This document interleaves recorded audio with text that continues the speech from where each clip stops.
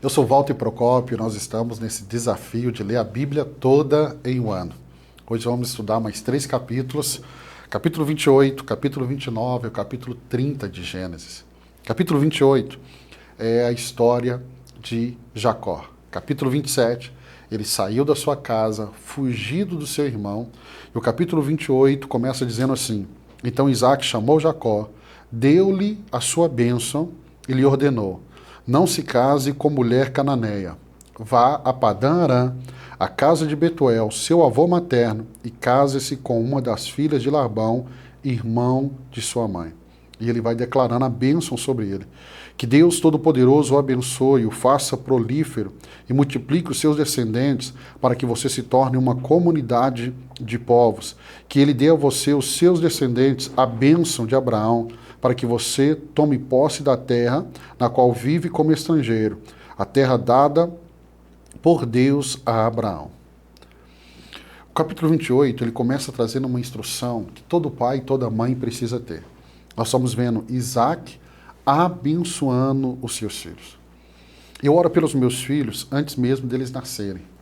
Meu filho Samuel, primogênito, 18 anos, desde antes de casar eu já orava pelos meus filhos.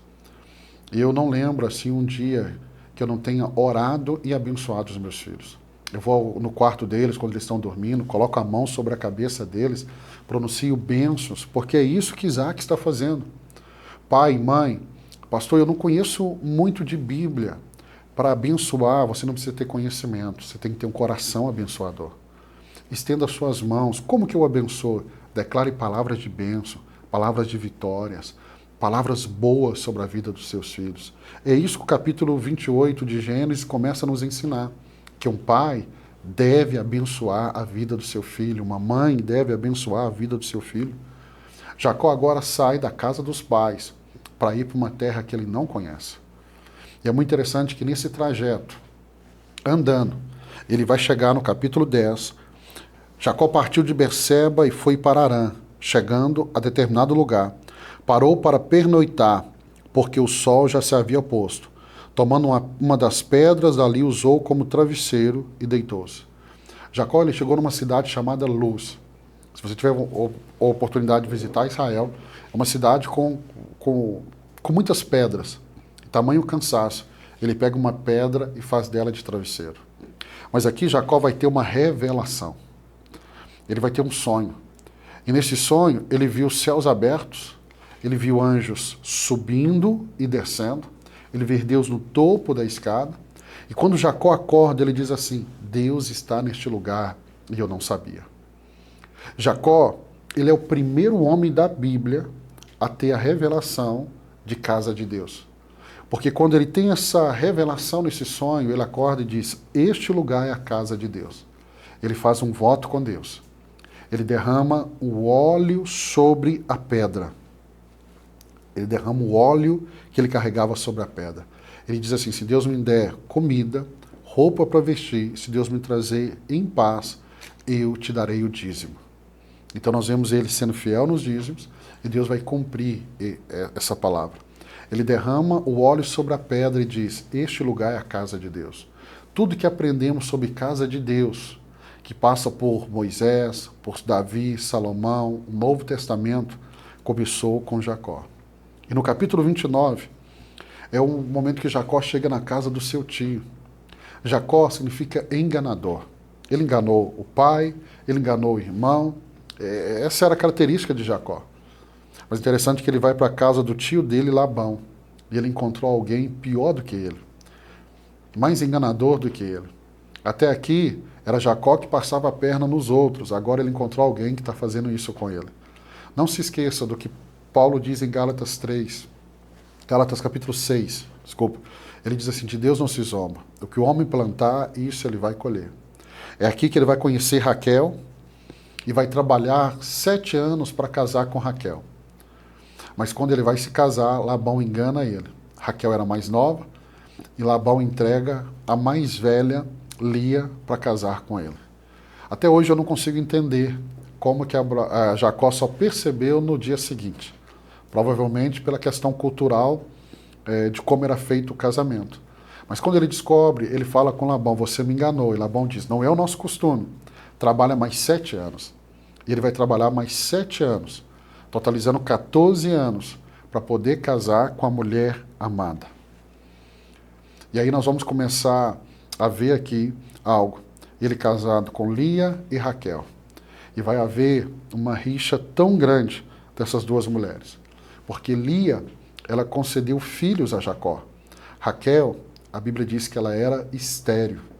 E no capítulo 30, começa dizendo assim, quando Raquel viu que não dava filhos a Jacó, teve inveja de sua irmã. Por isso disse a Jacó, dai-me filhos ou eu morrerei. Ao ler o capítulo 30, que fala dessa história, eu queria te chamar a atenção no verso 1. Tome muito cuidado com o que você fala.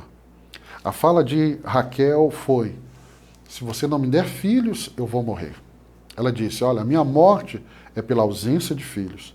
Jacó vai ficar irritado com ela e disse assim, por acaso estou no lugar de Deus que a impediu de ter filhos? Então ela vai criar um jeitinho, ela vai dar a serva dela, Bila, para deitar com Jacó, para que ela tenha filhos no lugar de Raquel. Mas quando você chega no capítulo, no capítulo 30, no final do capítulo 30, e aí eu quero trazer isso aqui ao seu coração, o capítulo 30, ele termina com a riqueza de Jacó.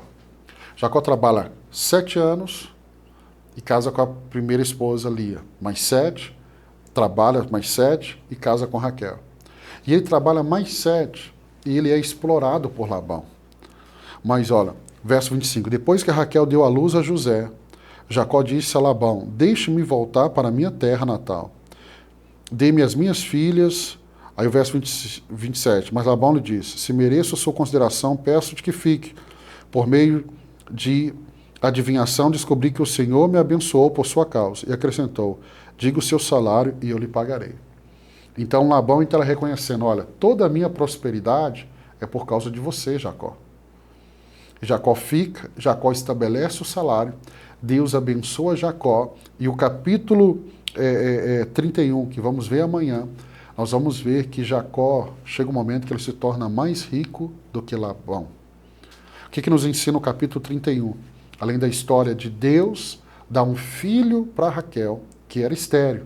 Deus curou a esterilidade dela, é Deus abençoando a vida de Jacó.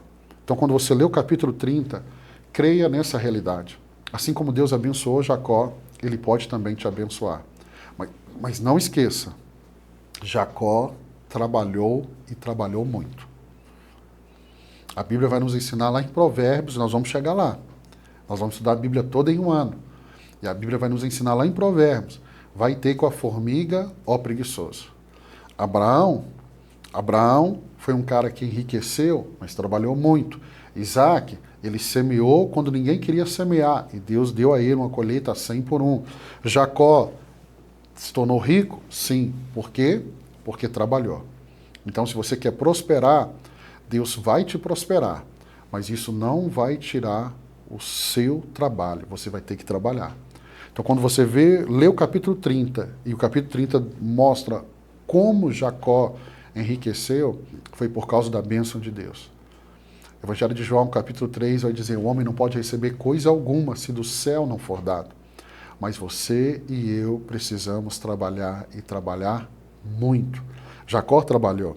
E olha como termina o capítulo 30. Capítulo 30, e eu quero ler aqui o verso de número 43. Assim um homem ficou extremamente rico, tornando-se dono de grandes rebanhos e de servos e servas, camelos e jumentos. Por que Jacó se tornou extremamente rico? Porque ele tinha a bênção de Deus. Por que Jacó se tornou extremamente rico? Porque ele não era preguiçoso. Ele trabalhou e trabalhou muito. Se você tiver a bênção de Deus, se você trabalhar, eu tenho certeza, você também vai experimentar o que Jacó experimentou. Deus abençoe a sua vida. Terminamos mais 3 capítulos. Vamos juntos, não desanima. Nós vamos ler a Bíblia toda em um ano. Deus abençoe você. Até amanhã, se Deus permitir.